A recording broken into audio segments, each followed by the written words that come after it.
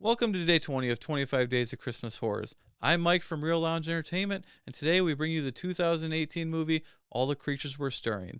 This movie is not rated, but it would be rated R. Has a runtime of 1 hour and 20 minutes, and a Rotten Tomato score of 62%. Now, to be quite frank, I don't like this movie, and for that reason, I don't mind talking about spoilers for it. So there's your warning. Spoiler warning as we get into All the Creatures Were Stirring.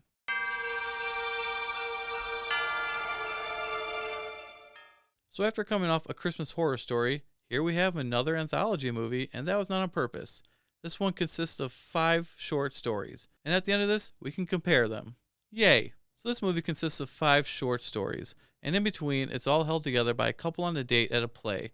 It's a little artsy type of theater, and in between each short story, we get to see them kind of acting out the story that was just played out. So our first scene takes place at an office party that no one seems to want to be at.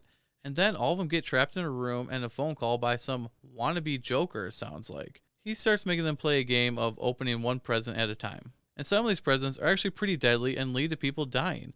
And if they don't open the presents, he's going to release gas into the room that will kill them all. And he shows this by having another room next door fill with gas and kill one of the coworkers. So after some fighting, some deaths, and a cheating scandal, only one girl survives because she listened and opened up a present and found a gas mask in it.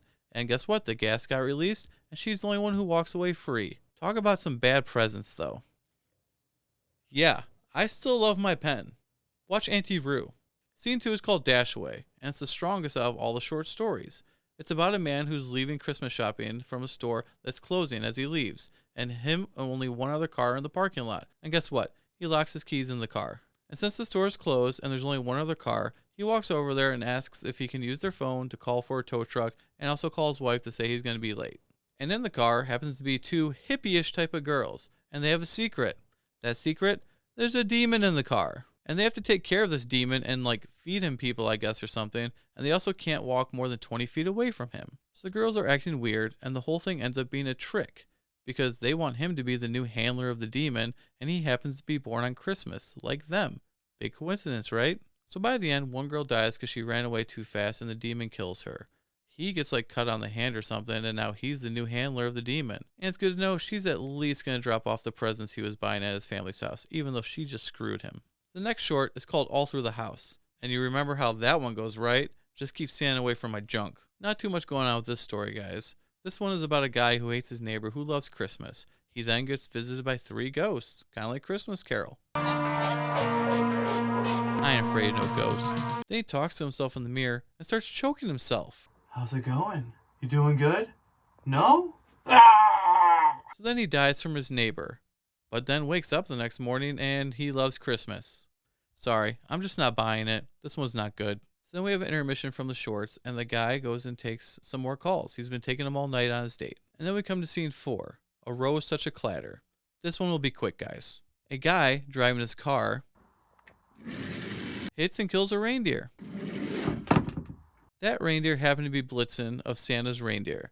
And then he goes home, and then we get a POV shot of a reindeer killing him and his girlfriend. The only part I liked about this one was when they went back to the play and we got to see the actors acting it out on stage. Not good at all, you guys.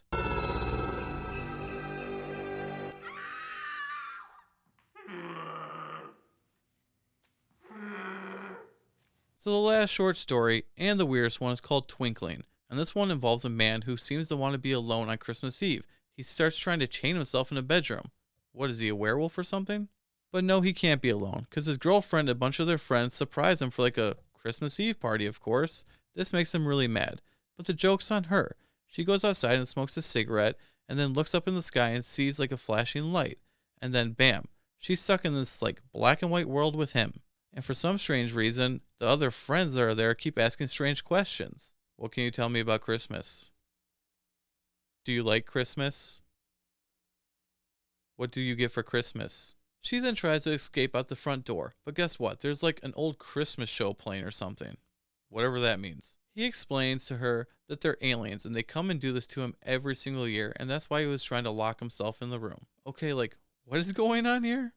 The next scene, they're opening presents and they get colorful sweaters, and they start asking more questions. Then she opens a present and gets a doll she always wanted. She screams, and for some reason, bam, they're back to the normal. I don't get this one at all. It's just way too weird. It's not good at all. I don't get it. Then we get the closing scene of the movie, and it's also probably the best scene of the movie. The man on the date excuses himself to get another call. The actors on stage then start acting out their date from the beginning of the movie, and then they get to the phone call that he's currently taking, where he's talking about how he's hungry and he needs to feed. He then sits back down next to her and then is like, I'm starving. And that's the end of the movie. So the only two things I liked about this movie was the van story with the demon and the closing segment of the actors. Everything else about this movie I did not like. I couldn't wait for this movie to be over. I knew it was low budget, so I was expecting the acting to be a little bit lower, the production value to be a little bit lower. But I was hoping that the writing will keep the stories interesting and keep them moving at a good pace. It did not at all. What's worse is the fact that this is one of only 2 movies on this entire list that I actually had to pay for, while the rest were streaming for free. But the biggest problem I have with this movie is, look at the title and the poster for this movie. Looks and sounds interesting, right? I'm calling false advertising on this. There are no creatures like this in the whole entire movie. I wanted the creatures. It didn't deliver whatsoever. I cannot stand when a movie advertises in a way that makes you think you're getting one thing and it fails to deliver that at all. So if you want to compare this movie to A Christmas Horror Story, there's a clear winner. A Christmas Horror Story is definitely the way to go. So I can only give it half a star out of 5. And let's just move on. I just can't wait to watch another good one, you guys. What? Tomorrow's movie's Bloodbeat? Never mind, you guys. I'm sorry. So thank you for watching day 20 of 25 Days of Christmas Horrors. Join us tomorrow while we watch the weirdest movie on this list.